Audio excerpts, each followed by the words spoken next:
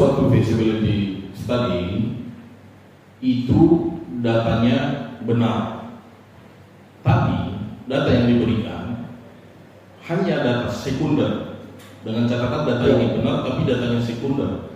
Apakah data sekunder ini tetap bisa dipergunakan dalam menyusun suatu feasibility study? Iya, ada yang hanya mengacu itu, tapi kalau saya boleh berpendapat, itu menurut saya kurang akurat Pak. Kalau hanya mengandalkan data sekunder. Ya, seperti saya contohkan tadi Pak, kalau itu menyangkut soal tambang namanya Pak, kalau Bapak tidak datang ke data primer, tidak melihat on the spot, apakah betul-betul bahwa lokasi tambangnya di sini, apakah tidak bersinggungan dengan kawasan lain dan seterusnya, maka banyak terjadi loh Pak. Ya, katanya dapat konsesi tambang, tapi ternyata berada di kawasan hutan, yang dimana ada lingkup dari Departemen Kehutanan tidak mengizinkan itu untuk dilakukan penambangan dan lain sebagainya. Maka kalau menurut saya perlu dilakukan uji data primer Pak.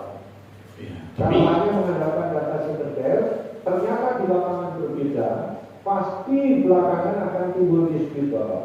Ya. Tetapi kalau pada prakteknya ada juga yang hanya menggunakan itu dipakai juga Pak. Ada Pak, ada. Makanya kalau mau ngambil risiko silakan. Ya risikonya nanti kalau timbul kerugian ya akan kena bertanggung jawaban sampai ke bertanggung jawaban pribadi. Baik. Kemudian pertanyaan saya Pak, apakah dalam pembuatan feasibility study itu pengolahan datanya bisa dilakukan oleh ahli, namun surveinya dilakukan bersama-sama dengan kita yang ingin akan mendirikan suatu proyek, pemohon FS bersama-sama dengan pembuat FS-nya, survei. Artinya survei lapangan ini artinya dilakukan oleh pemohon FS, tetapi dengan bersama-sama dengan stakeholder yang berkaitan, termasuk si pembuat FS-nya. Apakah boleh begitu Pak? Atau boleh Pak, tidak masalah itu. Boleh, bahkan studi lapangan pun atau pencari data primer di dalam ini boleh Pak. Tetapi kalau itu mengangkat konsultan, maka kode etik dari konsultan itu bagaimanapun harus independen Pak. Baik. Itu aja. Boleh berarti ya Pak? Iya, profesionalitasnya harus dijaga.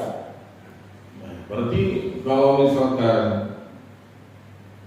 suatu FS yang dibuat berdasarkan atau berdasarkan suatu data sekunder dan survei-surveinya atau bagian-bagian lainnya benar dan dilakukan oleh si pemohon FS-nya, tidak semuanya dikerjakan oleh si pembuat FS, itu boleh dan tidak larangan ya?